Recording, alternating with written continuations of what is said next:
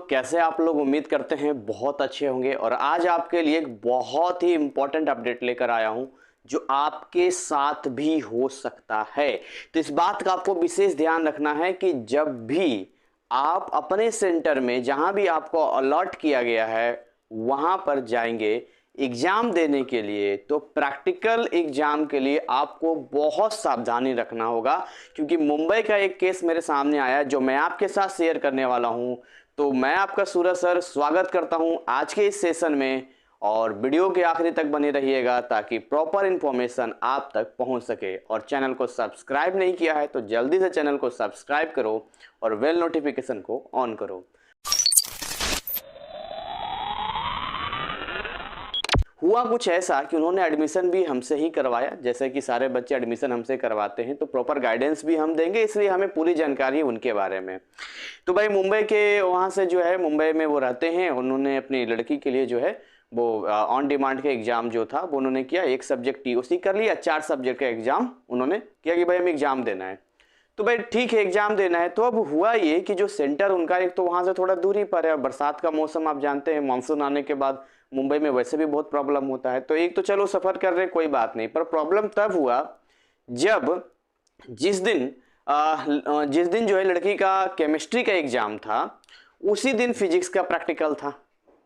अच्छा, proper information centre वालों की तरफ से इनके पास उतना पहुंच नहीं पाया।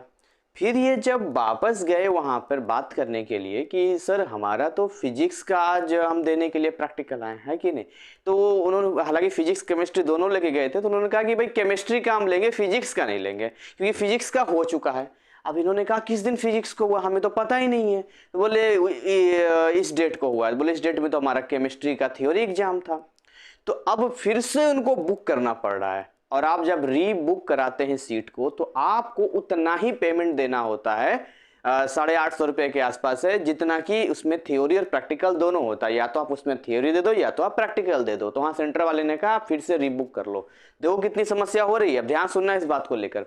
तो अब जैसे होता क्या है कि जब आप ऑन डिमांड के हैं, एग्जाम देने वाले हैं, तो जहां भी आप एग्जाम सेंटर गया उन्हें भाई कंफर्म और बढ़िया तरीके से पूछिए कि मेरा ये सब्जेक्ट है और इसका प्रैक्टिकल मुझे, मतलब उनके सामने चाहो तो लिख लो या उनको दिखा लो, कंफर्म कर लो कि इनका प्रैक्टिकल आप मुझे किस किस डेट में लोगे। क्योंकि अगर कोई डेट आपका क्रैश करता है, लेट बी सपोज किसी डेट को उन्होंने कहा कि इस दिन फिजिक्स का प्रैक्टिकल है और पता चला उस दिन आपका केमिस्ट्री का थ्योरी एग्जाम है कि नहीं, तो ऐसी सिचुएशन में फिर उनसे आप बता सकते हो कि सर मेरा तो फिर ये दोनों क्रैश हो रहा है ना, दोनों को प्रॉब्लम आ रहा है यहाँ पर।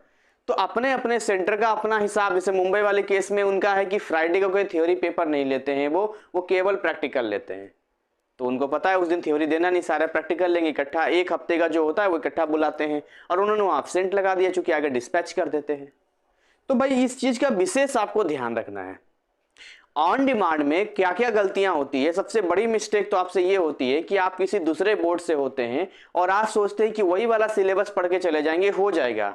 और यहां मामला ये फंसता है कि आप रिसेंट में किसी बोर्ड में आपने 12th का एग्जाम दिया होगा, भाई 12th का ही तो एग्जाम दिया होगा आपने, तो आपने 12th का सिलेबस पढ़ रखा है, लेकिन यहां पर 11th और 12th दोनों पूछता है। आप कहेंगे, कई लोग पूछते हैं कि सर 11th वाला 20% और 12th वाला 80%, ऐसा नहीं है। इन्होंने पूरा सिलेबस पहले खिचड़ी कर दिया है, उसके बाद उसको जो है पीई चैप्टर्स और टीएमए चैप्टर्स में बांट दिया है। अब आप कहेंगे अच्छा पीई चैप्टर्स में तो केवल 12th वाला आता होगा, है ना, उसमें तो टीएमए, उसमें 11th वाला नहीं आता होगा। ऐसा नहीं है, उसमें भी 11th वाला होता है, टीएमए में भी 11th 12th मिक्स होता है जो सिलेबस बांटा गया है।